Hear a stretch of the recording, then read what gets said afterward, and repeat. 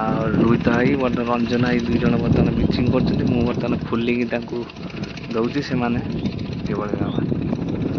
Zoom कर देखा ए पोखर 6 नंबर पोखर 8टा एवं ए 5 नंबर पोखर 6टा। हाय फ्रेंड, जय Jagannath, welcome to my channel. मु बर्तमान अच्छी पहुँच जाइए पोखरी पाखे कहीं आम जो फास्ट क्रॉप तो लाभ है माछ सब कटिगले। बर्तमान सेकेंड क्रॉप प्रिपेरेसन आम चलती कहीं आउ थे ट्राए करिया चाष करने कहीं रेनी क्रॉप हुए कि आम रेनी क्रॉप करूना कहीं आम फास्ट क्रॉप किसी लाभ हुए तेणुक आम रेनी क्रॉप करूना। वर्षा पाग कथा कादुओ पानी बहुत झंझट तेणुक रेनी क्रॉप हुए ना कि एथर जेहेतु खरा सीजन आमर लाभ है नहीं तेणुक मूले मूले आइला किंतु बर्तमान रेनी क्रॉप करिया देखिया कहीं गत थर रेनी क्रॉप भल माछ रेट थिला एबे तो भल जा रेट अच्छी चाष करवा देखा माछ केमती होची एथर सक्सेस होचु कि कौन ट्राए करिया। बर्तमान चलतु आज ब्लॉग टी स्टार्ट करवा। देखो बर्तमान आमर ऑक्साइड करा जाउची देखंतु आउ काली 3टा पूरी ऑक्साइड हो जाइए मुझे आसी नी कि आज आउ 2टा पोखरी देखो बर्तमान रोहित भाई आसी पहुँच जाइए आज एवं सी ऑक्साइड देखो मार्च सेपटे रंजन भाई मार्च आ रोहित भाई बर्तमान रंजन भाई 2 जन बर्तमान ऑक्साइड मार सारापर आउ 3टा पोखरी जो काली होता ऑक्साइड तादर पिचिंग करा देखो बर्तमान कि भाव में ऑक्साइड जो देखो पूरा पुती हो पड़े रोहित भाई कहीं पवनटा हो धूला सब उड़ूची मुहर पड़ुची। देखो बर्तमान कि भाव में ऑक्साइड मरा सैला पिचिंग ये काली परदिन आड़ हम जोटा काली ऑक्साइड हो जाटा ही आज पिचिंग करा निश्चित भाव में देखा कि कौन बिचिंग हो। बर्तमान आम सेकेंड क्रॉप बर्तमान चलती प्रिपेरेसन आज आम बिचिंग हो पिचिंग सेपटे चलती पिचिंग कार्यक्रम निश्चित भाव में ब्लॉग टी कंटिन्यू करेंगे खास कर सब्सक्राइब करेंगे और बेल आइकन टी मत बजाइए।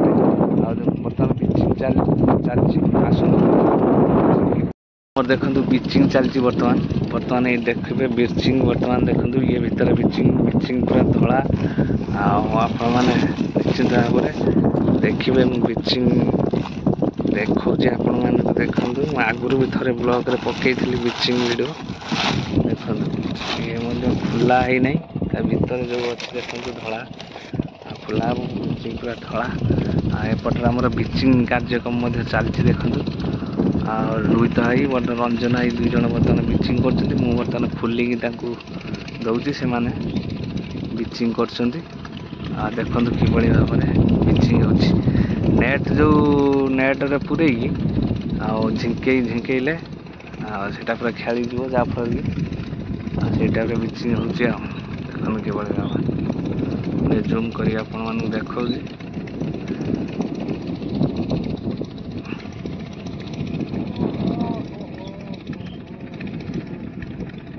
शीत नाऊँ ना कौन शीत नाऊँ दुकुदा ना कि हाँ डब्बा गोटे पड़ा से हाँ से ना ना दुकुदा डब्बा पड़ी ये क्या पूरे नाऊ बर्तमान आमर बिचिंग चलती देखो सब पोखरी बर्तमान 2टा पोखरी बिचिंग सरीगला बर्तमान देखो बिचिंग कि भाव में पड़ुची सेपटे रोहित भाई बिचिंग पकाउं देखो बिचिंग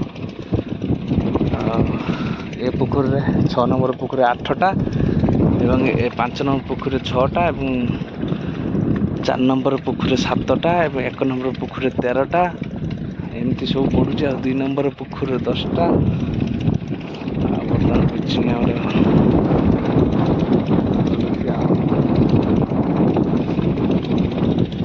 नेट देखते नेट माध्यम ही बिचिंग पका बिचिंगटा कौन पाई हुए बिचिंग ये हुए पोखर थी समस्त जीवाणु एवं पोक एवं जेकोसी जन्मी थी माछ छोट कंकड़ा हो बा चिंगुड़ी हो जो जेकोसी जिनस बिचिंगटा एमती गोटे पावरफुल समस्त को ही मारी दिए ଏବଂ ପୁରା ପାଣିଟାକୁ ପୁରା ହିଁ ସବୁ କ୍ଲିନ୍ କରିଦିଏ।